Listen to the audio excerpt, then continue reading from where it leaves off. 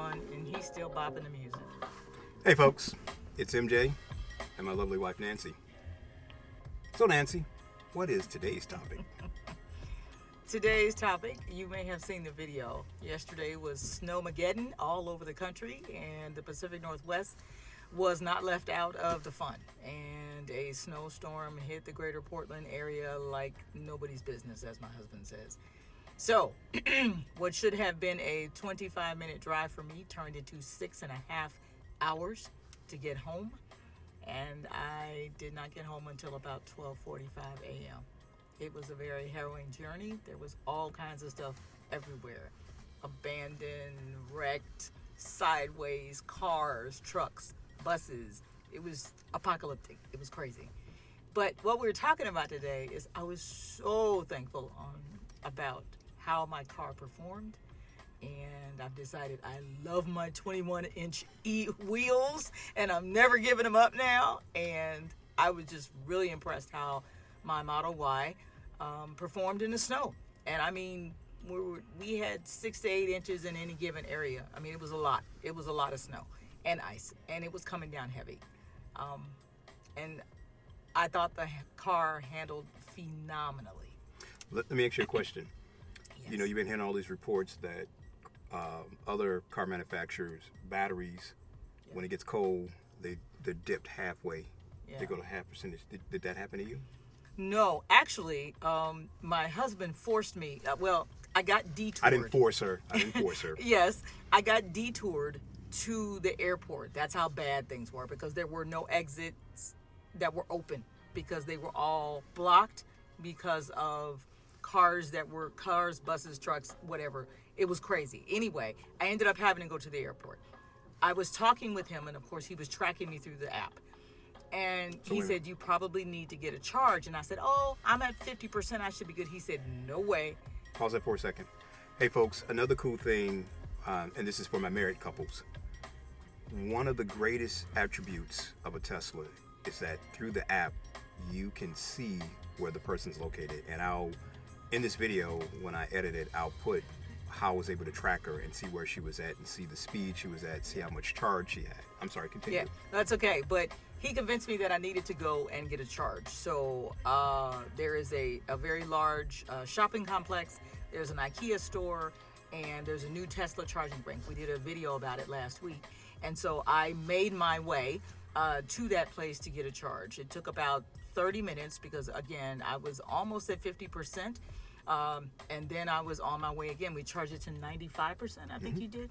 And then we were on our way. It's a really good thing I listened to my husband, because clearly I needed that charge. Baby, you so smart. Oh, thank you, baby. I don't know what I would do without you. I know, baby. You would, I mean, who am I? I'm just a mere mortal, but thank you for taking my advice. Oh, sorry, folks. I got sidetracked. So, yes, it was very, very important that I kept the charge. But I think what he's trying to say is I was at 55% when I was at the branch and was about to come home. I didn't lose anything. So I went up to 95%. And when I got home, I was at 62%. I thought that was fairly impressive. But you also have to remember that I was probably driving average 20 miles an hour the entire time. And the reason why your charge got so low was because all the ramps that you went to that were closed. Yes, because we were just sitting there, literally. I mean, like, you would, if there was an exit ramp that was open, it was usually blocked with traffic because somebody 12, 15 cars ahead had either jackknifed or whatever, or sideways, and they couldn't deal out. It was quite apocalyptic. It really was. And I'm probably going to make her mad right about now. But the one thing that I love about my car that I was hesitant, I got the winter package. Folks, let me tell you about the winter package. He's going to make her mad. Heated steering wheels, heated seats, heated windshield wipers, heated mirrors.